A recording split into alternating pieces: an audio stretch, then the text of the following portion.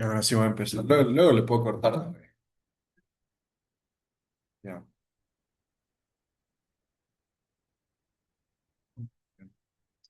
Buenas tardes. Voy a presentar mi trabajo de bioseguridad, por lo que primero comenzaremos con lo que es la definición. Bueno, la definición de la bioseguridad se refiere al ejercicio de la odontología que formalmente se define como la doctrina o el comportamiento de orientar o lograr actitudes y conductas que distribuyan a el riesgo del trabajador de salud de adquirir infecciones en el medio laboral, así como proteger al paciente de ser contagiado en el establecimiento. Esto implica un conjunto de medidas preventivas, lo que conlleva protocolos estandarizados, normas legales destinadas a mantener el control de los factores de riesgos, tanto como biológicos, físicos, químicos y ergonómicos.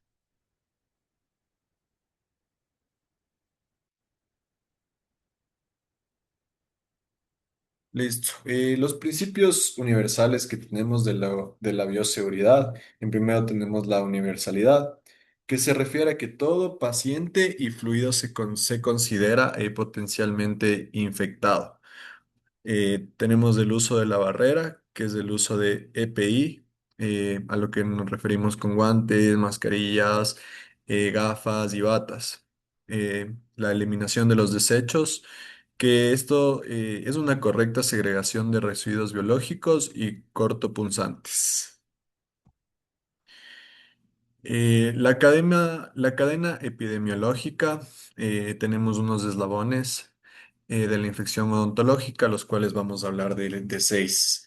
El primero es el agente causal. En el agente causal tenemos todo lo que son virus, bacterias, hongos y priones.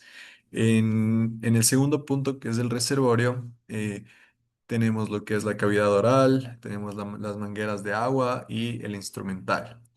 En el tercer punto tenemos las puertas de salida, que con esto nos referimos a todo, a lo que es la sangre, la saliva, los aerosoles. En el punto 4 tenemos la vía de transmisión, que puede ser directa, fómites y bioaerosoles.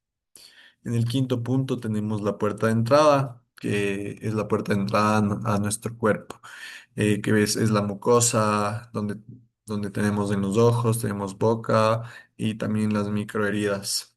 Y por último punto tenemos el huésped susceptible, que somos nosotros, los estudiantes, es el paciente y es el personal de la salud dentro de la clínica. La microbiología aplicada. Eh, los principales patógenos en el gabinete dental, en la clínica dental, en el consultorio, son los virus. Tenemos el virus del herpes, tenemos el virus, el VIH, tenemos el COVID-19, que es el SARS-CoV-2.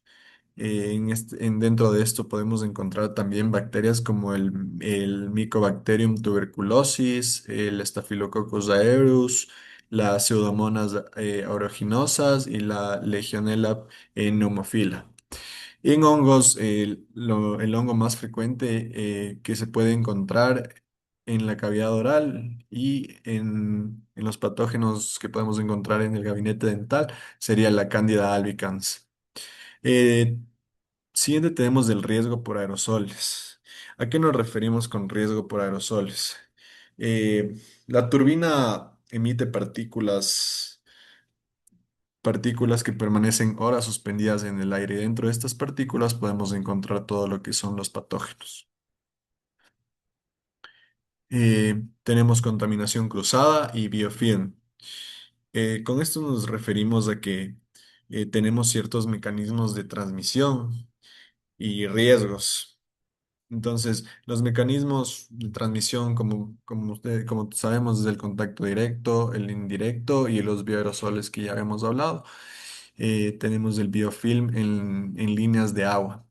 Eh, Dentro de esto tenemos la matriz polirémica, esta matriz es la que se adhiere dentro de las mangueras. También esto otorga a las bacterias resistencia a desinfectantes hasta 1000 veces superior. Como prevención, eh, podemos hacer el flushing, que es la purga, eh, una desinfección continua y uso de agua destilada estéril. Procesamiento del instrumental.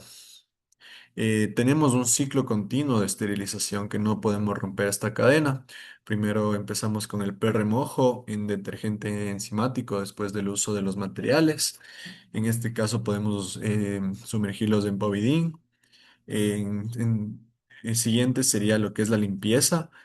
Podemos utilizar el lavado ultrasónico o el lavado manual meticuloso también, que es con el que normalmente hacemos un cepillado con un buen jabón enzimático. El aclarado y secado. Tenemos que hacer un secado riguroso, ya que la humedad dentro del material degrada el autoclave. El empaquetado, tenemos el empaquetado de las mangas mixtas de grado médico con termo sellado. Y el último paso sería la esterilización, que sería ya ingresar los materiales dentro de las fundas de esterilización selladas. eh,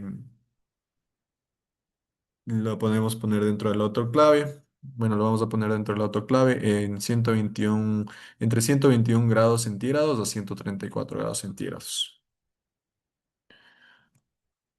Ya.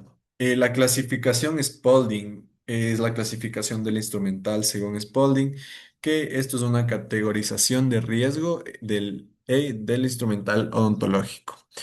Como primer punto tenemos el crítico, que es la esterilización obligatoria, ya que esto penetra tejidos estériles como hueso. Ejemplos, tenemos los forceps, tenemos los bisturís, las limas de endodoncias, las curetas, ya que todos estos instrumentales llegan a tener contacto con tejidos como hueso, o sea, tejidos ya profundos. Tenemos por segundo punto el semicrítico, es la esterilización. Eh, Esto contacta mucosas sanas sin penetrar el hueso. Por ejemplo, los materiales como el espejo, la turbina, los portamatrices o los abridores de boca. Y por último tenemos el no crítico, que es una desinfección de nivel medio-bajo, que contacta con la piel intacta. Por ejemplo, el cabezal de los rayos X, la lámpara de fotocurado, el sillón, toda la parte del sillón, los brazos del sillón. Entonces, eso sería la clasificación del instrumental según Spalding. Controles de esterilización. Para unos buenos controles de esterilización necesitamos monitorear la eficacia del autoclave. Entonces, tenemos tres puntos importantes que es el físico, que tenemos que tener en cuenta los termómetros, los manómetros y los registros del ciclo. Luego tenemos los químicos. Estos son las tiras vibradoras internas y externas. Y por final tenemos los biológicos, que son ampollas con esporas de Geobacillus Steroteformilus. Este es el único método que confirma la eliminación bacterial total.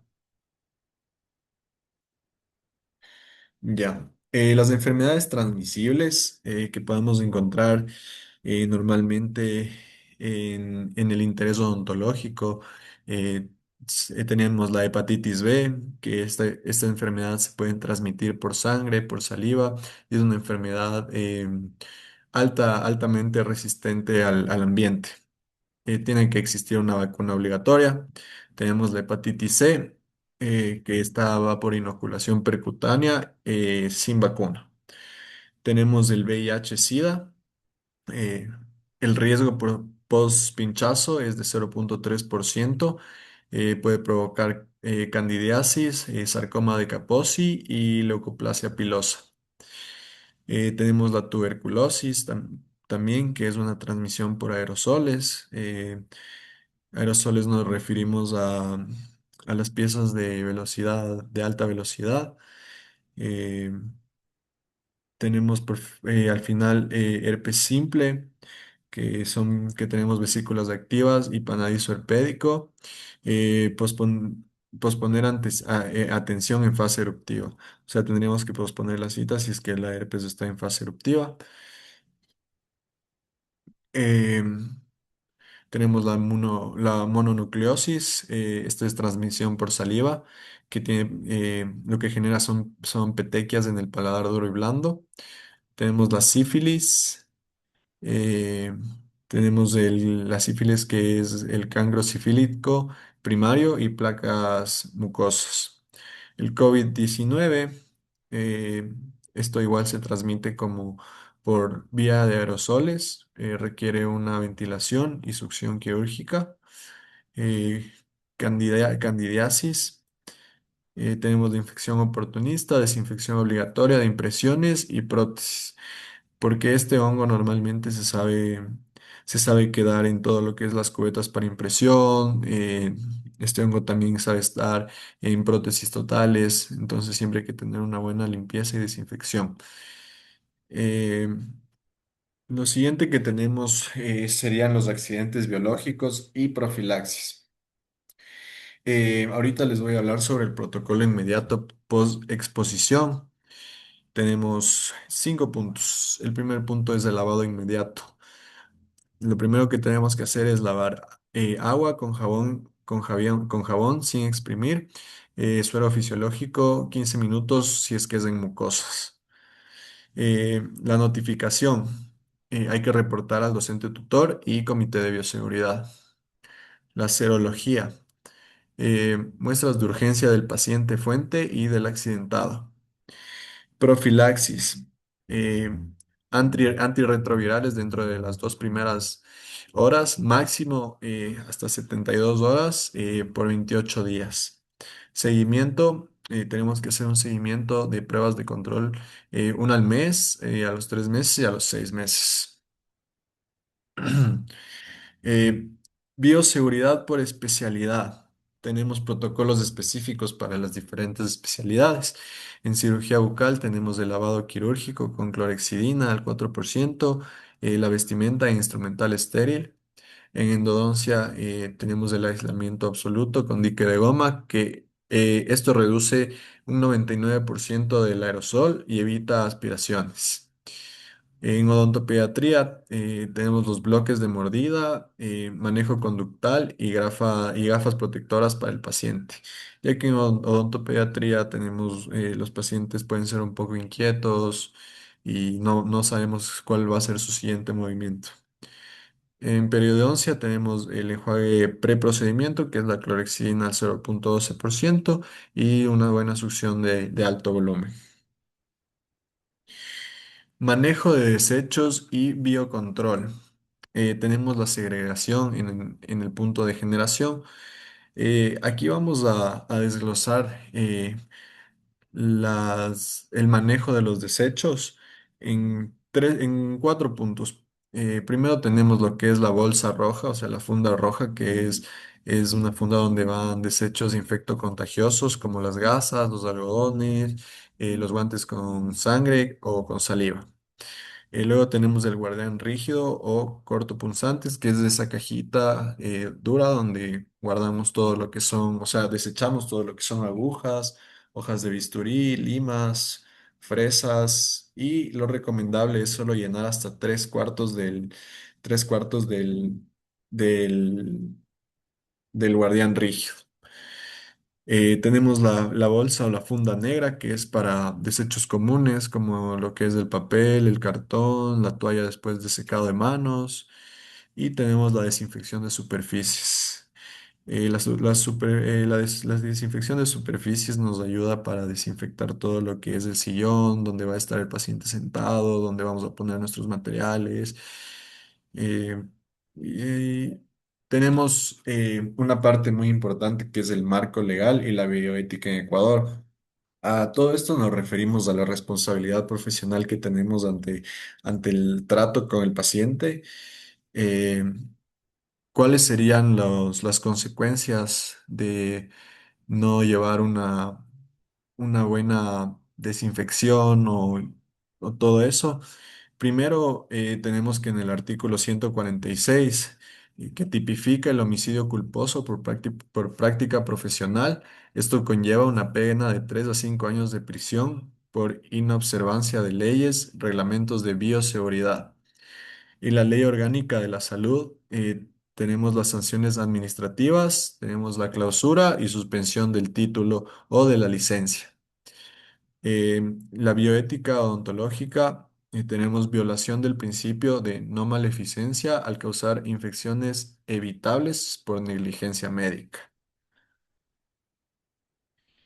En conclusiones, la bioseguridad es una disciplina indivisible de la praxis dental que garantiza la seguridad del paciente profesional. Tenemos que tomar en cuenta todos estos datos y todos estos puntos que acabo de mencionar para llevar una buena práctica con una buena bioseguridad y evitar cualquier tipo de problema legal también para nuestra clínica. Bueno, a continuación les voy a mostrar lo que son, voy a presentar dos casos clínicos. Aquí tengo el primer caso clínico, que el caso clínico es de accidentes con material biológico en estudiantes de odontología. ¿Ya? El contexto de este caso clínico expone de manera constante a los profesionales y a los estudiantes a una gran variedad de microorganismos patógenos presentes en la sangre, en la saliva, en las vías respiratorias. em, bueno, debido al uso continuo de instrumentos rotatorios, ultrasónicos y punzocortantes en un espacio de trabajo reducido y sujeto a movimientos imprevistos del paciente, el personal odontológico presenta un coeficiente de accesibilidad elevado. A esto se suma que los estudiantes en etapa de formación clínica a menudo enfrentan factores agravantes como estrés, nerviosismo, exceso de fuerza, falta de experiencia o presión del tiempo, que es todo lo que vivimos en la clínica como estudiantes.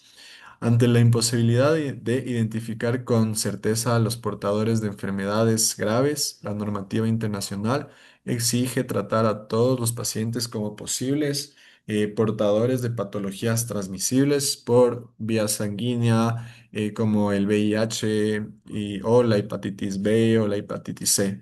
Entonces, esto nos dice que nosotros a todos los pacientes tenemos que tratarles como si ya tuvieran o sea, no tratarles, pero manejarles como si tuvieran algún tipo ya de patologías transmisibles, porque nosotros no sabemos.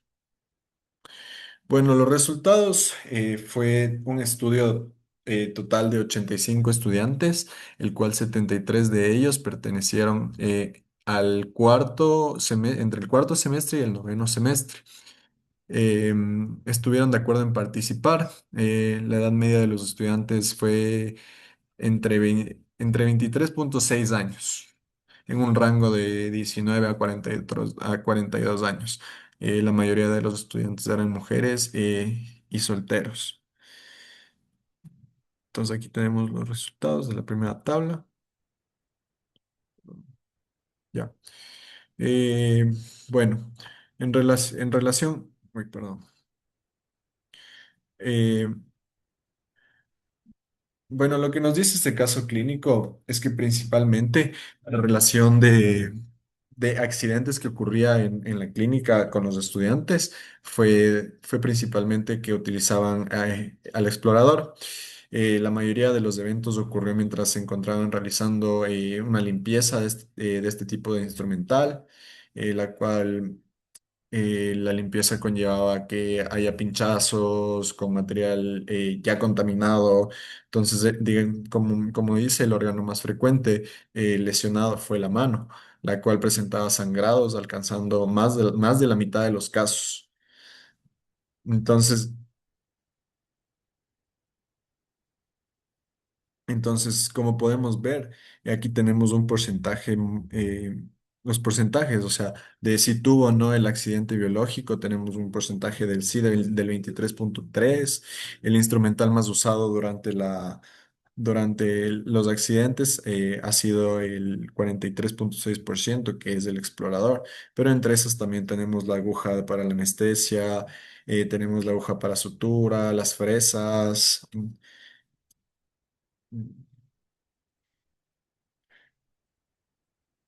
Y el procedimiento que estaba siendo realizado, digamos, al momento de una contaminación, digamos, fue en la asepsia del instrumental a ser utilizado.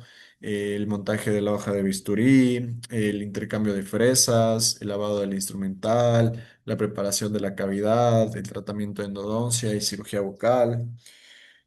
Entre eso tenemos que la parte de los organismos lesionados está entre la mano y los dedos. Bueno, en la discusión de este caso clínico, los hallazgos reflejan que los riesgos laborales en el ámbito odontológico estudiantil no son despreciables. La alta incidencia de accidentes al limpiar o manipular instrumentos punzocortantes pone de manifiesto que las deficiencias metodológicas y la falta de rigor en la atención diaria incrementan la vulnerabilidad de los alumnos. La diferencia en la accidentalidad, según el género, puede obedecer a variaciones en la percepción del riesgo, al cumplimiento estricto de las normativas de bioseguridad o bien a diferencias en la disposición para reportar de forma veraz y oportuna estos eventos. Los estudios subrayan que el conocimiento teórico de las precauciones estándar no siempre se traducen en conductas prácticas consistentes durante el estrés de la actividad clínica formativa. Bueno, las conclusiones, los accidentes con material biológico e instrumental pulso cortante representan un problema de ocurrencia considerable entre los estudiantes de odontología, lo que expone la necesidad latente de contagios ocupacionales si no se manejan protocolos rigurosos. Es imperativo que las instituciones educativas refuercen de manera estricta la enseñanza, la supervisión y la exigencia de protocolos de bioseguridad, fomentando una cultura sólida de autoprevención y cuidado riguroso desde las primeras etapas de formación clínica. Bueno, en el segundo caso clínico tenemos un incidente de esterilización dental en Singapur. Esto fue ocurrido en el año 2019 en el Centro Dental Nacional de Singapur. Experimentó un fallo en el protocolo de esterilización de su instrumental, aunque el incidente expuso a cientos de pacientes a instrumental parcialmente esterilizado. La rápida evaluación de riesgos y el protocolo de seguimiento demostraron que no hubo transmisión de enfermedades, sirviendo como modelo para la gestión de crisis sanitarias similares. Bueno, el incidente y sus causas. El problema fue un lote instrumental dental de hasta 72 juegos que fue distribuido y utilizado en clínicas ambulatorias sin haber completado el proceso de esterilización. La etapa infringida fue que los instrumentos pasaron por lavado y desinfección térmica, pero omitieron el paso de la esterilización del autoclave. La causa había sido que fue un error humano. La persona que estuvo en el turno no activó el esterilizador ni verificó el inicio y ni el fin del ciclo. Y además hubo retrasos en el reporte del incidente a la alta dirección debido a las deficiencias procedimentales. Bueno, en esta tabla podemos ver los procedimientos dentales y su clasificación según el nivel de riesgo de transmisión de patógenos transmitidos por la sangre. Eh, Tenemos tres categorías. Tenemos la categoría uno que fue de procedimientos con riesgo mínimo de transmisión de virus transmitidos por la sangre. Tenemos la categoría 2 procedimientos en los que la transmisión de virus transmitidos por sangre es teóricamente posible, pero improbable. Y tenemos la categoría 3 que es de procedimientos para los que existe un riesgo definido de transmisión de virus transmitidos por la sangre o que han sido clasificados previamente como propensos a la exposición. Bueno, en la segunda tabla podemos ver lo que es lo que fue el número de pacientes potencialmente afectados y posibles fuentes de contagio según la categoría del tratamiento recibido. Como dije, tenemos tres categorías. El- los pacientes que potencialmente fueron afectados fue un total de 714 y 714 visitas para tratamiento dental. O sea, de 714 fueron para el tratamiento dental, las cuales 552 fueron de categoría uno y 162 fueron de categoría 2 y de categoría 3 fueron cero. Pacientes potenciales de origen fue un total de 723. con 743 visitas para tratamiento dental, la cual 490 fue de categoría 1, 221 fue de categoría 2 y 32 fue de categoría 3. El manejo de pacientes y los resultados clínicos. El centro llevó a cabo un rastreo exhaustivo y contactó a la totalidad de 714 pacientes afectados para informarles de la situación con una total transparencia. El asesoramiento. La gran mayoría, me refiero al 80,7%, comprendió el bajo riesgo y no requirió apoyo adicional. Al 19,3% restante, que fueron 138 pacientes, mostró preocupación y se les ofreció asesoramiento presencial. El seguimiento médico. Se ofrecieron pruebas serológicas gratuitas para todos los pacientes al inicio, a los 3 meses y a los 6 meses del incidente para detectar VIH, para detectar todos todas las enfermedades que se pudieron haber transmitido, que es la hepatitis C, la hepatitis B y el VIH. 100 pacientes completaron todo el ciclo de seguimiento, o sea, 100 pacientes completaron el inicio a los 3 meses y a los 6 meses. El resultado final fue que los análisis de sangre de los 6 meses confirmaron que no hubo ningún caso de transmisión viral ni infecciones bacterianas relacionadas con el incidente. En conclusión, este estudio concluye que si bien los errores humanos en los procesos de esterilización pueden ocurrir, un enfoque estructurado de elevación de riesgo es fundamental para gestionar la crisis. La respuesta inmediata, la transparencia en la comunicación con los pacientes y la implementación de listas de verificación y auditorías rigurosas lograron mitigar el impacto, evitar el pánico y prevenir futuros incidentes. Y aquí están todas las bibliografías. Muchas gracias. Bueno, en conclusión, con este trabajo pudimos observar que existen muchos tipos de patógenos que se pueden contagiar a través de los materiales que no llevaron a cabo un buen manejo de esterilización. Eh, pero, pero como vimos en el último caso, por errores humanos, eh, puede que algún momento exista alguna falla en el proceso de esterilización y siempre tenemos que hablar con transparencia a los pacientes, comunicarles y eso sería todo de esta presentación. Muchas gracias.